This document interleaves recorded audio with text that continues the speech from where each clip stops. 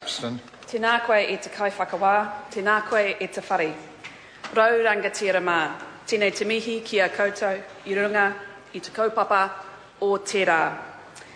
Tēnā koutou nā iwi rangatira, o Ngāti Rereahu, me Ngāti Maniapoto, me Ngāti Raukawa, me Ngāti Tūwharetoa. Tēnā koutou, tēnā koutou, tēnā koutou katoa.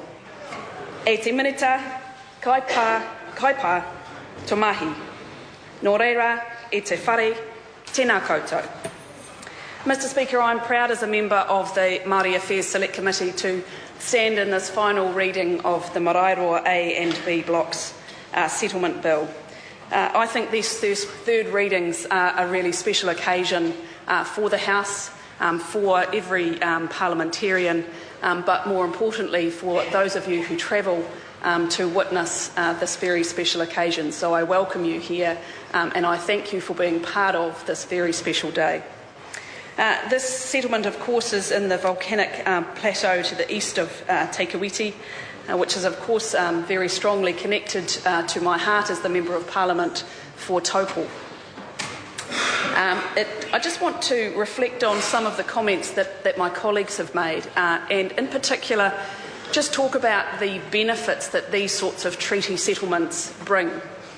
Because I don't think it's something that we reflect on often enough, and I'm particularly proud of this government's record in bringing treaty settlements to a conclusion for a number of reasons. And so I do want to acknowledge Ministers Finlayson and Turia for working at the pace that they do to bring these to the conclusion so we can have days like today.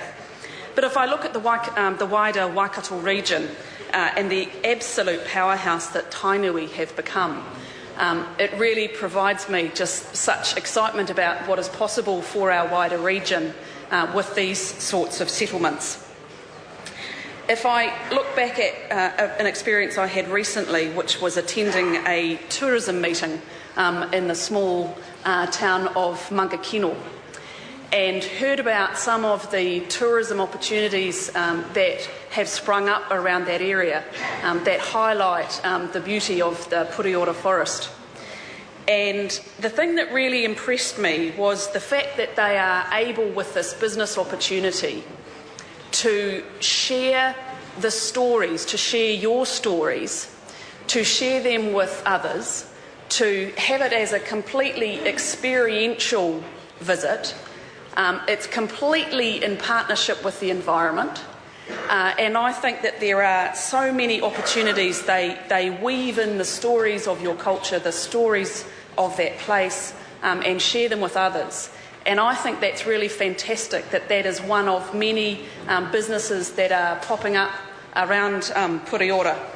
For the wider Taupo electorate, as Nanaia Mahuta talked about as well, there is an area there that is somewhat undiscovered, not of course for the iwi, but to many others.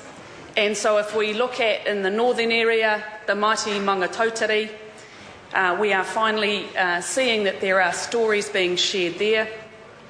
If we look at the development of the Waikato River Trail, there are areas of beauty that are finally being opened up.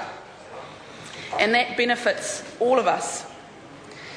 It's also no surprise as we talk about the volcanic plateau, the level of energy that is there, and I'm sure that, as my colleague Tauhenare says, the convergence of iwi, the convergence of mana, brings great.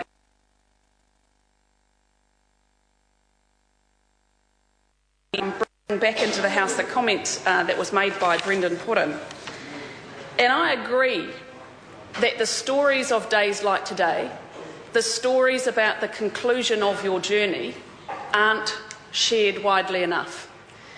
And as fantastic storytellers, that is one regret that I have, is that the stories of occasions like today aren't known widely enough. So I've looked at media reports in this area to see what local reporting there has been of the Maraeroa A and B blocks. And I have found nothing.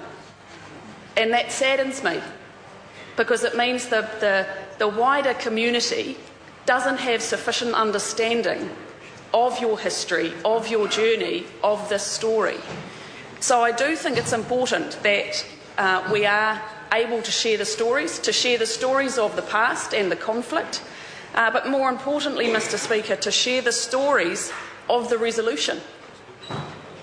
That is the story that will take us forward, is the story of the resolution, of the conclusion that has been reached with the Maraeroa A and B block, for Rereahu, for Maniapoto, for Raukawa and Tuwharetoa, for your descendants, for those that will benefit not just for today but for tomorrow. So that is one plea that I do have, is that we collectively make sure that the stories of these settlements are shared. It's been interesting because you've demonstrated your ability to resolve differences, and I think the other thing that is not shared enough is these are occasions where every political party in the House votes unanimously. It doesn't happen that often.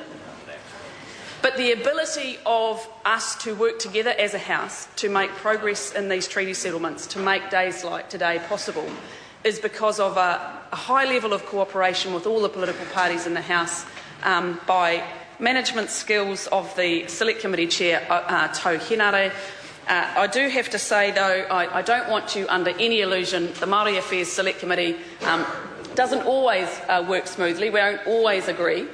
We do have some rather robust discussions and debate, which I'm sure you would agree is necessary from time to time. And as my colleague has just piped in behind me, he said sometimes it's not just across the Select Committee, it's within political parties as well. So, Mr. Speaker, I'm very proud to be here with you today, to share in your story, to help your word get out in the success and the resolution of the Maraeroa A and B settlement claim. Congratulations. This is a day that we shall remember and celebrate, where iwi come together, where the community come together, and I believe the country should come together. Nō reira, tēnā koutou. Is this a shared call? It is. It is.